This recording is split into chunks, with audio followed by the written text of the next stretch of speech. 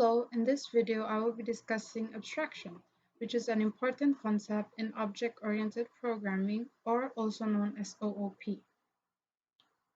So if you're watching this, I'm assuming that you know or have some basic knowledge of Java or just programming in general.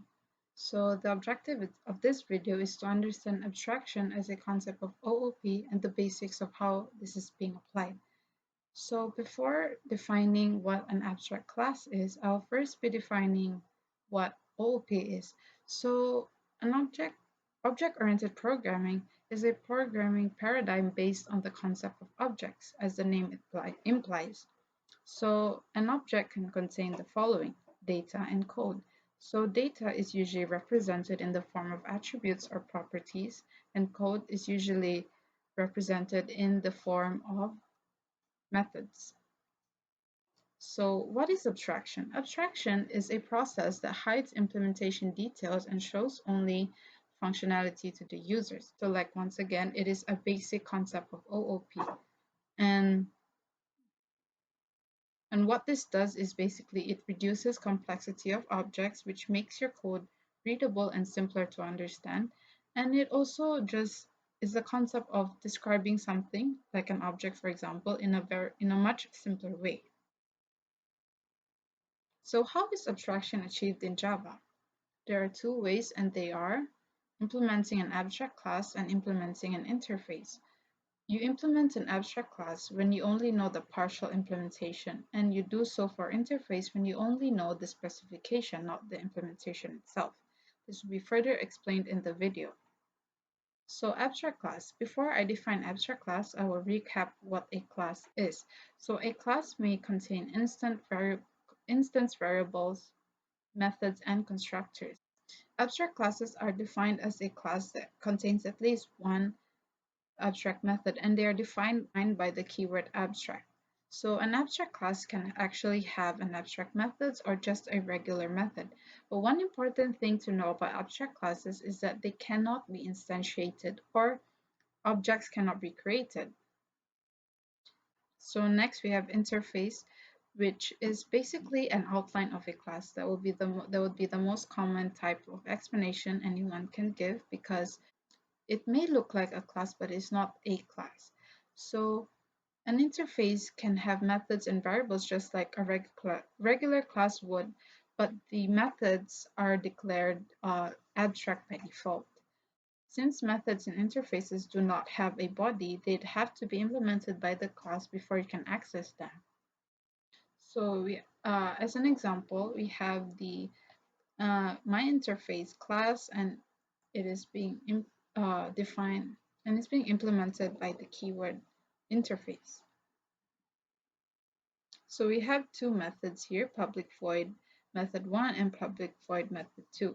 So as you can tell, this is just an outline. There isn't a body. So to uh, make it more understandable, so we have the class myInterface and the class demo. So class demo implements myInterface. So but under class demo we have the two methods called method 1 and method 2. So under them we have a print statement of implementation of method 1 and implementation of method 2. So we have our main class here, which it created a new object from myInterface object equal new demo, and it will call on this method. So the output would be implementation of method 1. So this is an example of how a class implements an interface.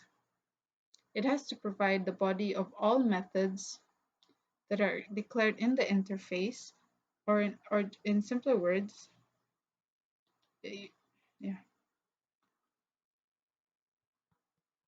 So this is how a class implements an interface.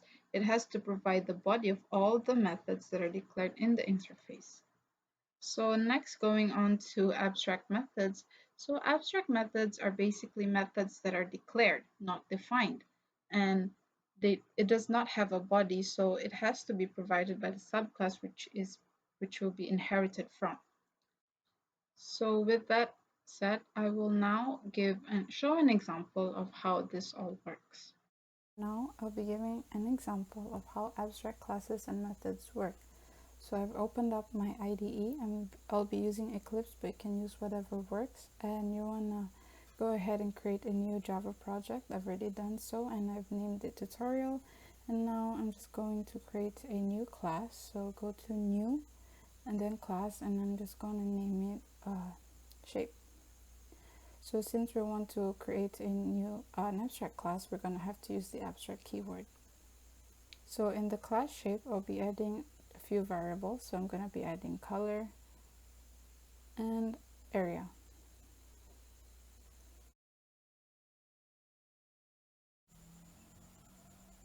So I'm going to be adding a constructor because abstract classes can have constructors. So in the constructor, I'm going to be adding a few things. But more importantly, I'm also going to have to add a print statement. So the print statement would be a color of shape. And don't forget to add this dot color because you're going to want to have to call that from your shape class or class shape. So now I'm just going to be adding an abstract class. So I'm just going to be calling it calc area, and this will be implemented in the next class, or I'll be adding things to in the next class.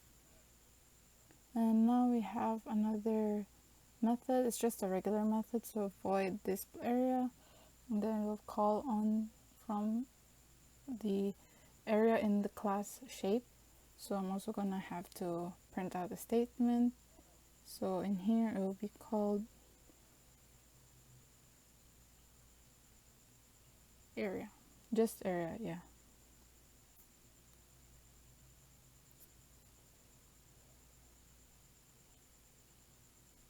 So with that, I'm gonna be adding the child class, which I'm gonna be naming circle.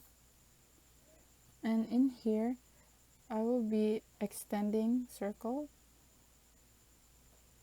What this means that it will be inheriting everything in the parent class, which is shape, so I don't have to really rewrite the whole code again. So that's how it works. So I will be adding a few more variables in here, especially for pi, because you need that, and radius to calculate for the area of a circle. So I'm just going to be doing the same thing as I did in the previous class. I'm also going to be creating another constructor here, and I'm just going to have to just repeat the same process basically.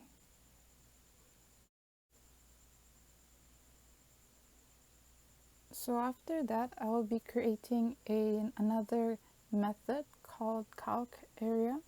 So in here, I will be calculating the area, and I'll have to declare the formula, as I would say.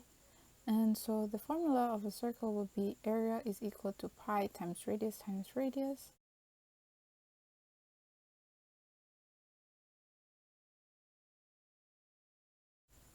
So once that's done, I will be creating a new class. I will be creating the main class. So go ahead to your source code, new, then class, and then I'm going to be calling it name, and then click the public static void. So in here, I'm just going to add the final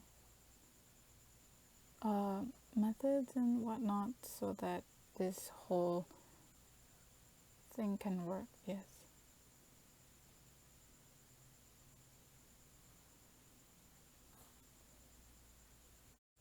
So in here, I'm also declaring what the circle color of the shape is and what the radius is, so that there is something to calculate. So I'm just gonna add a few more methods, and we're almost done.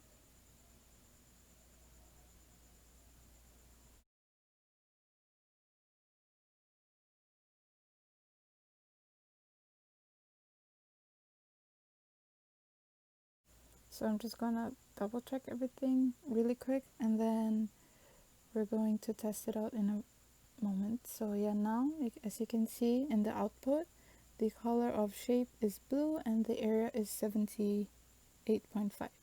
So yeah, the basically it worked fine, and that's how abstract classes and methods work.